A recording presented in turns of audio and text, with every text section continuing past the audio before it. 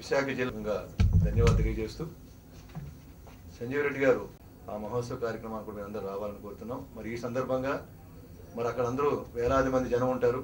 ఆ జనంలో అనేకమైన విషయాలు మాట్లాడే అవకాశం ఉండదు కాబట్టి మీరందరూ కూడా ఈ సమాజంలో అధ్యక్షులు, రాష్ట్రం నుంచి ఏకైక కాంగ్రెస్ పార్టీ వర్కింగ్ కమిటీ సభ్యులు, గతంలో మంత్రి, ఈ రోజులలో ముఖ్యంగా టీడీ మూవ్మెంట్ నడపడం చాలా ఇబ్బందికరమైన పరిస్థితులలో ఉన్నది. ఎందుకంటే ఆర్థికంగా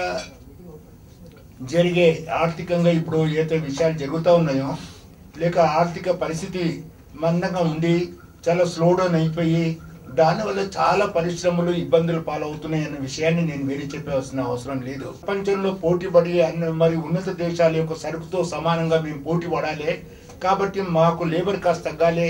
ఈ లేబర్ కాస్ట్ తగ్గడానికి కాంట్రాక్ట్ సిస్టాన్ని మేము అమలు పెడతాము, మీరు అబ్జెక్షన్ చేయొద్దు అని ప్రభుత్వం వారు అనటము, మా యజమానులు అనటము ఏమంతా మాకంతా ట్రేడింగ్లో పనిచేసే వాళ్ళందరికీ కూడా ఏమి మంచిది కాదని ఈ యొక్క ఉద్దేశంతో లేబర్ కాస్ట్ని తగ్గించాలి.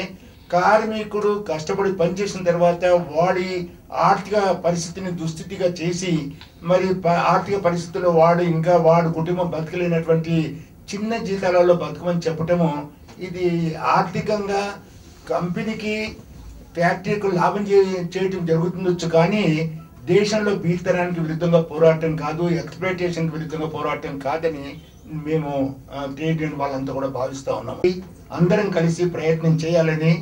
జబ్బులు పడ్డ ఇప్పుడు చాలా మంది మేనేజ్మెంట్ తప్పుల వల్ల, యాజమాన్యం తప్పుల వల్ల, లేక గవర్నమెంట్ ఇండస్ట్రీస్లో అక్కడ ఉండే మేనేజ్మెంట్ తప్పుల వల్ల పరిశ్రమలు కుంటుపడతా ఉన్నాయి, నష్టాలు నడుస్తూ ఉన్నాయి.